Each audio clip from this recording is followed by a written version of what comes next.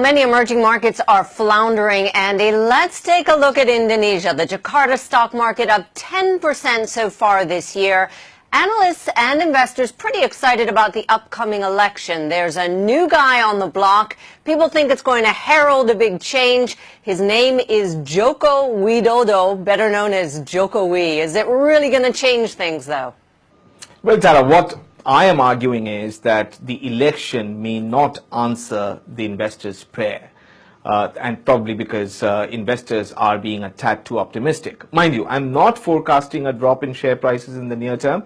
What I'm saying is that the reform expectations were equally high with President Yudhoyono 10 years ago. But those reforms never really materialized. Now, Indonesia, we must accept, is a messy parliamentary democracy. Now, to pin hopes on one man, even if he's the president, can lead to eventual disappointment, however well-meaning Jokowi might be. Now, what will be important, therefore, is just what kind of control on parliament his party, Jokowi's party, PDIP, will have. Now, that we will come to know next month.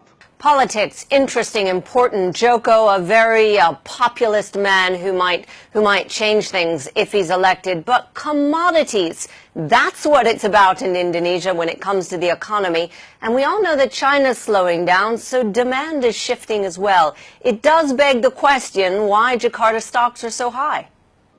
Yes, Sarah. Now, Chinese demand is indeed important, and it is indeed slowing.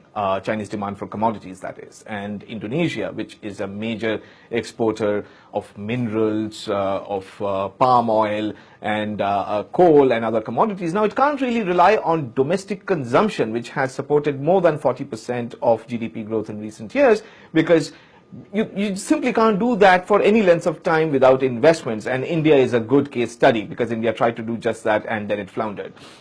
Because what happens is that when you do that, you basically prop up consumption with wage growth running faster than productivity growth, and that's inflationary. And we do know that just like in India, inflation expectations in Indonesia too aren't always well anchored. So improving the investment climate, I beg your pardon, is absolutely essential.